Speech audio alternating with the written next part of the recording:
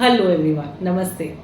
सो आज एक बहुत ही इम्पोर्टेंट टॉपिक हम डिस्कस करने जा रहे हैं। मेरे काफ़ी क्लाइंट्स की ये क्वेरी आ रही है कि मैम न्यू रेजीम ले या ओल्ड रेजीम ले। जैसा कि आप सबको पता होगा कि आपके एम्प्लॉयर्स आजकल आपके पीछे पड़े होंगे कि एक फॉर्म सिलेक्ट करना है जिसमें आपको सिलेक्ट करना है कि आप न्यू रेजीम में जा रहे हो या ओल्ड रेजीम में। और ये बहुत ही इंपॉर्टेंट क्वेश्चन बन भी जाता है इस वक्त, क्योंकि आपके टैक्सेस उस हिसाब से कटेंगे। प्लीज इस बात को याद रखिएगा इस सारे चीजों में कि आप कभी भी अपना रजीम चेंज कर सकते हैं। कभी भी का मतलब ये नहीं है कि आप एम्प्लॉयर को कभी भी बता सकते हो।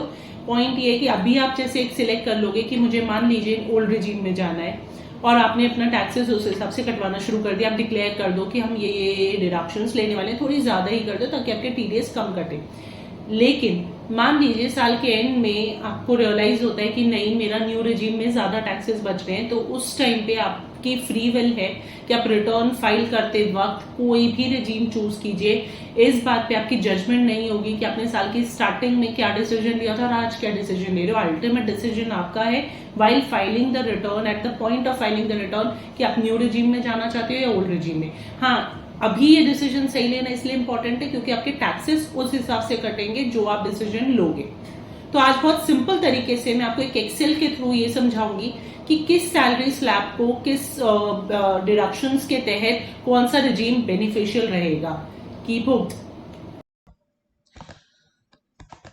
तो जैसा कि आप लोग स्क्रीन पे देख पा रहे हैं, आपको इजीली दिख रहा होगा कि हम फाइनेंशियल ईयर 23-24 की बात कर रहे हैं। और यहाँ पे हमने क्या किया है, आपके लिए स्लैब्स बना दिए इनकम के, जिस which it starts from 4 lakhs and it goes up to 30 lakh rupees.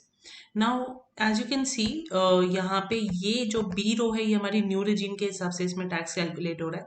और इन सारे आगे की कैलकुलेशंस में हमने क्या किया है, आपकी डिडक्शंस को इंक्रीज करते गए हैं। तो एक सिंपल सा तरीका है ये देखने का कि कितनी डिडक्शन पे हमें क्या बेनिफिट मिलेगा ओल्ड रिजीम या न्यू रिजीम में।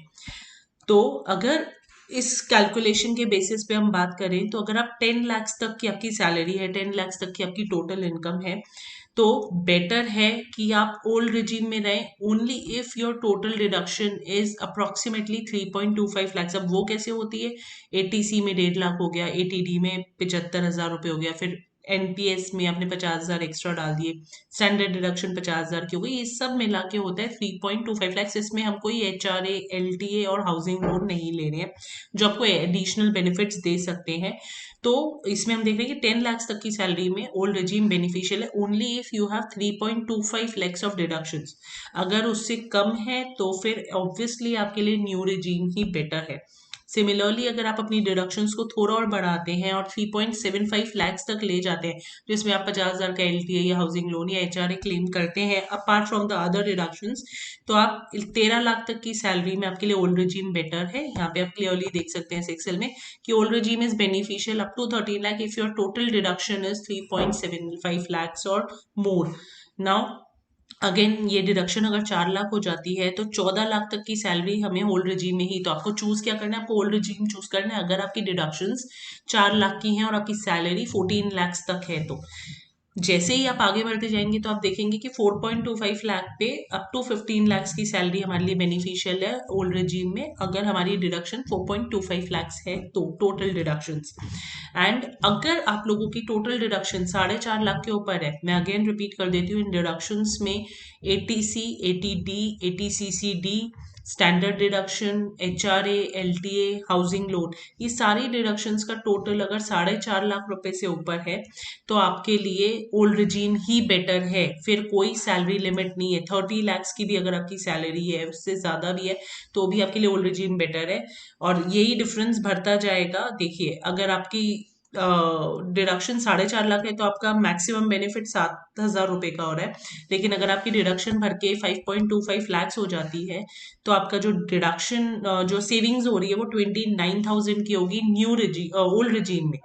तो प्लीज, अगर आप ओल्ड regime चूज करना चाहते हो तो आपकी deductions should be more than at least 4 lakh, 4.5 lakh rupees. अगर आपकी सैलरी 15 लाख से ऊपर है तो 4.5 लाख से ज्यादा आपकी डिडक्शंस होनी चाहिए।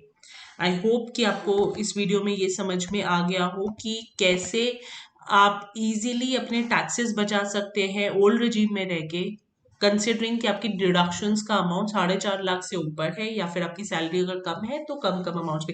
ये सैलरी हम डिस्क्रिप्शन बॉक्स में लिंक डाल रहे हैं, आप इजीली इसको खोल के भी समझ सकते हैं कि कितनी सेविंग्स आपकी हो पाएंगी अगर आप न्यू रिजीम या ओल्ड रिजीम में कंफ्यूज्ड हैं तो, और आपको सिलेक्ट करना है एक ऑप्शन।